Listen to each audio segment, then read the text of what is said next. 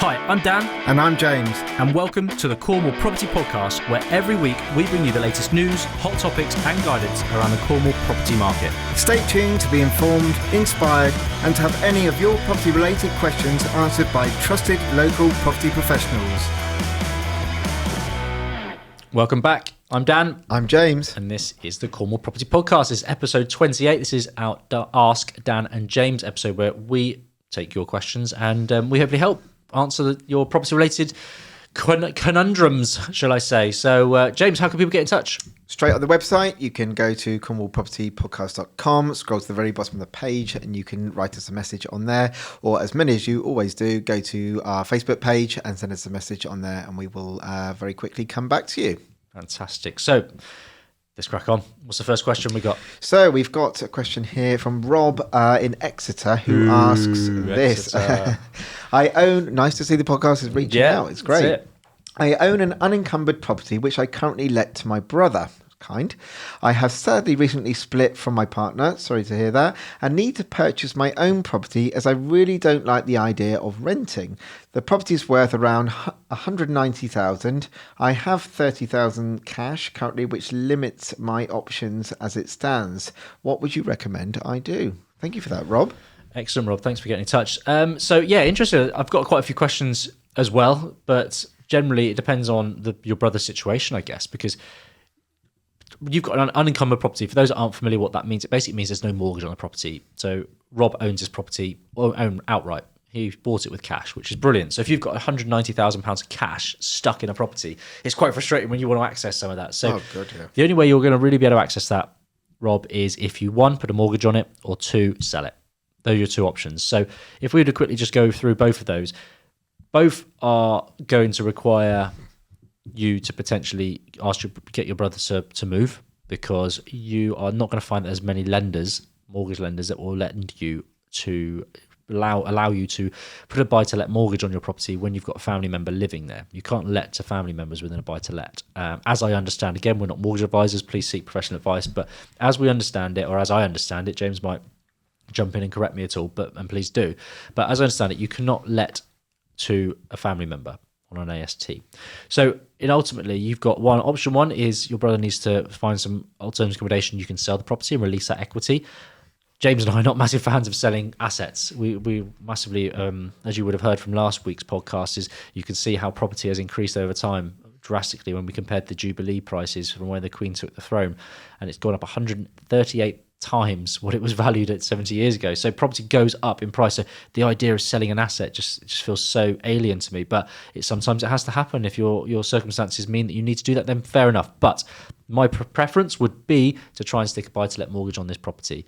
So for 190,000, you would get 75% of that value potentially on a buy-to-let mortgage, obviously depending on your circumstances. But generally speaking, you should be looking to pull out 75% of that very, very quickly. You look at 140 odd, I think it's just over. So about 140 odd £1,000 you could pull out from that. Now that's a nice chunk. That is, Rob, sorry. And I don't know if your brother's paying rent or it's market rent, or you're doing you're helping him out when not charging, but you'd obviously be with the market rates that you'll then be charging for a tenant.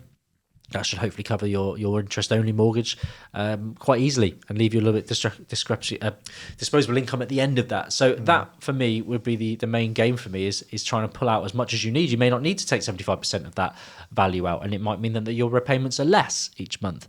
Obviously, if you've got that much cash sat there and you need to make use of it, then I think the best thing you can do really is ask your brother to find somewhere with your brother that he can move to.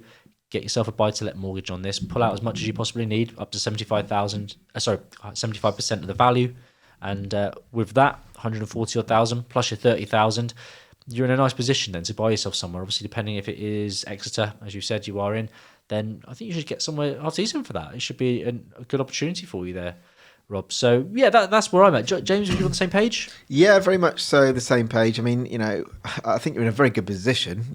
Having a property worth 190,000 in a growing market is a very good position to be in. Well done you for however you've got there, and having the 30,000 cash. I've noticed you only have 30,000. Well, when I wanted to get into investing in property, if I had 30,000, I would have been very pleased with that. So well done for no doubt hard-earned cash. But I would, it depends what relationship you've got with your brother. I mean, that is the most obvious one, really, to put a mortgage on the property. And as Dan said, it's not ideal to be having a family member because they do get a bit prickly with that. But I also sort of think, it depends how much money you want to take out the property. So, generally on another buy-to-let property, if that's what you want to do, you can, put a 25% deposit down, or, if you're doing a residential mortgage for yourself, you can have between 10% and 15%. The point I'm making is you don't have to put a mortgage on your property. There are other avenues. So let's just say, okay, so Rob needs to get £50,000 up together. You can actually just go to your bank, whoever that may be, and say, hey, I've got a nice property. I own it outright. It's worth 190,000, and I'm willing to give you a second or first charge on that. You've got no mortgage company to call to say, look, will you let this bank, because you already own it. You have the first charge. So you have the right to be able to release that first charge and give the bank first charge. They will take your arm off, for that amount of money. And it might be that you don't need a mortgage. You just need a loan against a property. So that's another avenue that you can go down. But of course, you're going to, I wouldn't necessarily say it's a hurdle, but you're going to get to the point where if you are going to reinvest in another buy-to-let, they're going to want to do the stress test on that property, but they also want to see your income. So if you can show another buy-to-let mortgage with a tenant in there, because your brother has left and you're showing, £900, let's just say, rent coming in, then obviously they're going to take that into account, will allow you to buy a more expensive property. But yeah, there are options, but I'd probably go with what Dan said, have a chat with your brother and, see how you can help your brother, move on somewhere else, and so it can be in both interests. Brilliant. Yeah. Well, hopefully that helps, Rob. Any other questions, please do get in touch again, but all the best with that one. So, James, I've got a question for you, and we have been in touch. Well, John has been in touch from Coverack. So, John has said, thanks for setting up the podcast, guys. You are very welcome, John. I find it very interesting and inspiring. I would like to know a bit more about my credit rating, as a recent lender said to me they would not lend, but could not tell me why. My income is great and I have no debt at all. So what's the issue here? Worst thing is that I just don't know what it is. So very, very frustrating situation, John. And I can tell you that James will be very well suited for this one. Go on. No, absolutely. I can, look at all these questions that come in, and I can honestly say I have been in this position myself, and to keep it nice and clean on the podcast, it's just extremely frustrating. I could use other words, because I certainly don't mind there being a problem with my credit rating, but if somebody can't tell me the reason why, I can't sort that problem out and I can't improve on it. And many of the lenders will say that. I don't know whether it's for data protection or why they can't tell you, because they just tell you, I'm really sorry, but there's a problem with your credit rating. I have met in fact, it's quite relevant at the moment, because Dan and I were doing some mentoring the other day with our mentee. He's got a really good credit rating, ticks all the boxes, well, most of them, as I come on to in a minute. Good salary, doesn't have any credit cards, no debts, no CCJs, no naughties. He is a good candidate for lending. But they said, I'm really sorry, but no.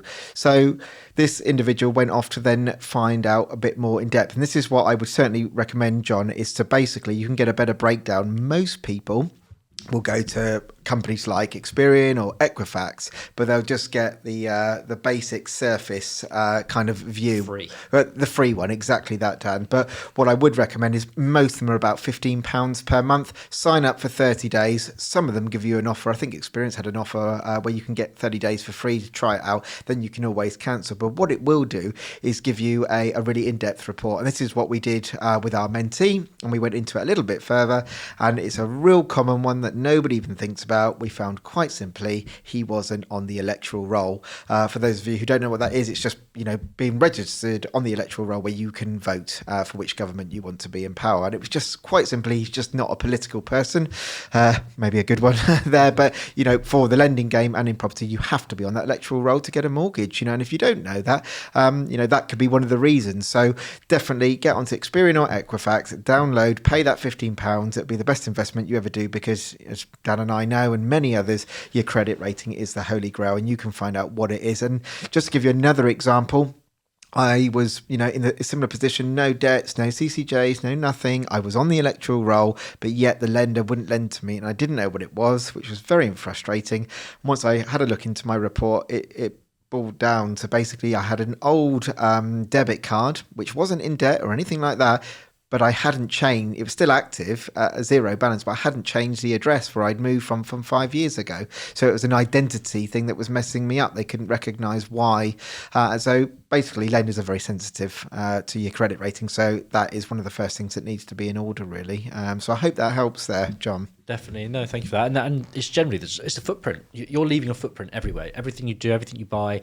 And at the mentee that we were working with, it simply was that he was on the electoral roll, but on a property that he'd sold 2 years ago. So he hadn't updated his electoral address, basically. That's all it was. 2 years ago, it was fine. But because he'd sold the property, and obviously the new owners of the property registered that address, it then went, well, you're not here anymore. Where the hell are you? Exactly, And that was it. It was as simple as that. So as soon as he managed to update that, the credit score went from like fair to a good, which is brilliant. So, yeah, definitely worth paying that little £15-16.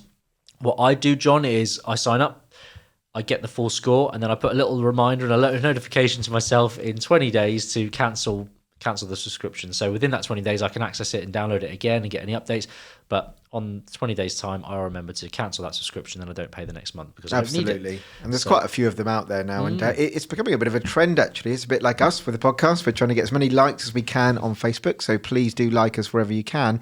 But it's a bit like on Experian. You see the adverts now of the boost. Who's got the closest to 1,000? You know, they're on, oh, God, I'm on 990. I want to boost it up. So, you know, you can get a good indication of where your credit rating is at. If you are in the sort of poor or fair areas, there's something fundamental there, which I probably would say would be an electoral roll issue, or, you know, maybe a credit card that you've forgotten about can have the smallest amount of debt on it, £1, for example. You've just forgotten about it, cut the card up, you did a balance transfer, but it's still on there, you didn't pay it fully off, it can slip you up. So, yeah, download a credit rating there, John, and you'll be able to find out what that problem is, I'm sure. For sure. So thank you very much for those questions coming in. If you've got questions for us in future, obviously get in touch with us by email, hello@cornwallpropertypodcast.com, or get in touch on the social media. But James, that is it from us for this week, and thank you again for your help, and it's a goodbye from me. Goodbye from me. See you soon.